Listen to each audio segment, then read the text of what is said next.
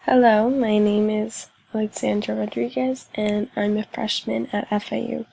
And today I will be discussing whether or not parents are putting too much pressure on their oldest children to be more exact. Today I plan to cover the guinea pig effect and the correlation between older and younger siblings and their behaviors in life. I chose this topic because it is something that I have always thought to be true, and I wanted to share its impact with the public. For example, I can recall so many instances where I could not do certain things that my siblings were allowed to do, or scenarios where I had to be the perfect influence for my siblings. And this extra stress was never given to my younger siblings. And in a way, that's okay because I got to take away the stress for them.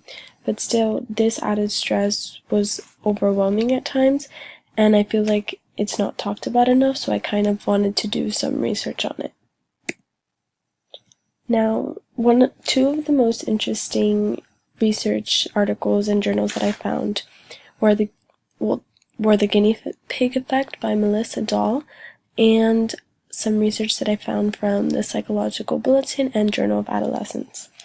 Melissa Dahl did an extensive research project where she studied why parents are stricter with older siblings, and she found came to the conclusion that there was this guinea pig effect. And the guinea pig effect is the idea that your oldest child is sort of a test run, sort of a guinea pig, and that you kind of test the waters with them, see what's okay, see what's not okay.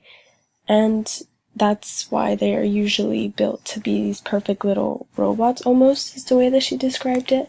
And she also found that your oldest, by the time that you're older, or by the time that your second or third come along, you are kind of burnt out, so you're not as strict as you were with the first one.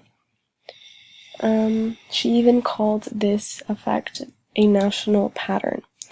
Then, the Journal of Research on Adolescence found that when older siblings display positive behaviors, younger siblings mirrored this behavior. Believe it or not, this is a lot of extra pressure for most people, knowing that you have to be a good influence or act a certain way in order for someone that you care about to succeed is a lot of pressure that people don't really take into account.